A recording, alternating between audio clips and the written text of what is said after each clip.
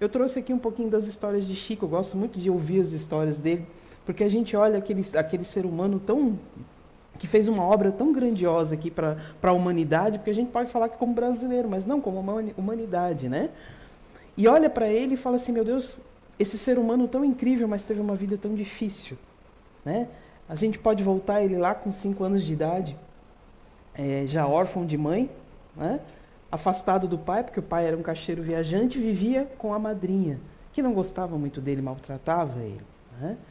Deixava o menino sem comer, fazia questão de esquecer que ele precisava comer, deixava o menino sem comer, né? Uma criança de 5 anos. E ele, com fome, ia chorar no quintal de casa, né? E nisso ele via a mãe que já era falecida, e a mãe falecida para ele falava, tenha calma, as coisas vão melhorar, né? Você tem que agradecer a sua madrinha por estar te acolhendo, e as coisas vão melhorar. Mas ele era uma criança de 5 anos com fome, né? Como é que você diz para uma criança de 5 anos com fome para se acalmar, né? E nisso aparecia um cachorro, e Chico era meio medroso na época, né?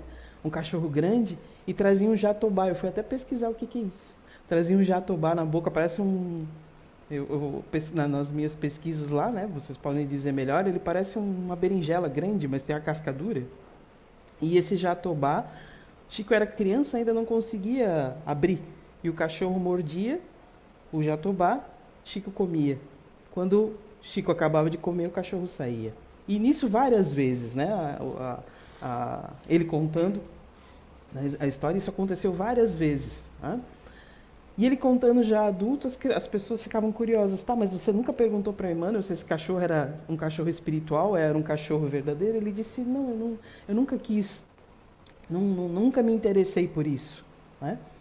E aí a gente vê mais lá para frente, ainda falando sobre Chico, ele já adulto, já um homem já, gostava muito de falar sobre Jesus para as crianças, né? Na época era católico, mas já abraçava a mediunidade. E aí teve que se afastar da igreja, porque a igreja não consentia esse tipo de coisa, né? Mas ele gostava muito de ensinar sobre Jesus para as crianças, e as crianças ficaram muito revoltadas. Por que Chico não podia explicar, não podia mais ir na igreja falar de Jesus com eles, né? E o que ele fez? Já que as crianças o procuraram, ele falou assim, eu não tenho, na minha casa é muito pequena, eu não tenho condição de ficar com as crianças em casa. Então, debaixo de uma árvore frondosa, ele começou a durante um determinado dia por semana, falava de Jesus para as crianças, né? Só que ele se preocupava porque ele não tinha a infraestrutura que a igreja fornecia, né? Porque eram crianças carentes. Além de receber o ensino do catecismo na época, eles também recebiam lanches. E Chico não tinha nem água para dar para eles debaixo de uma árvore, né? E ele se preocupava muito com isso. E ele ficava pensando, como é que eu vou falar para as crianças depois que acabar aqui o ensinamento, que eu não tenho nada para oferecer, né? E enquanto estava ministrando a aula, ele estava por dentro, ele estava orando, pedindo uma solução. Nisso começa uma ventania muito forte. E ele até se assustou com essa ventania, achou que ia ser um temporal muito feio, e se reuniu com as crianças debaixo da árvore, e nisso um vento muito forte. E com esse vento muito forte, os vizinhos ou as vizinhas em torno começaram a fechar janelas e chamou a atenção o que Chico estava fazendo debaixo da árvore com aquelas crianças. Ele disse, eu estou esperando o temporal acabar, mas me dói o coração porque eu não tenho nada para oferecer para eles, né? E nisso uma falou, não, pode deixar que eu acabei de fazer um bolo, vou cortar uns pedacinhos para as crianças. Aí outra, não, eu tenho um suco, não, eu tenho uma rosquinha. E nisso Chico começou com essa oração, com esse vento depois acabou, do nada, né? Do nada, esse vento foi embora, depois que ele conseguiu a comida para as crianças, do nada esse vento cessou e ele conseguiu, ao longo de mais alguns anos, ministrar o catecismo debaixo daquela árvore, tendo auxílio da comunidade para dar comida para as crianças. Isso é uma responsabilidade que ele assumiu com ele mesmo, né? Mas quantas vezes, gente, deixa eu ligar, né, senão não funca. Quantas vezes a gente se dispõe a fazer alguma coisa boa, todas as forças do bem que sabem das nossas necessidades se unem e se auxiliam ao isso, né?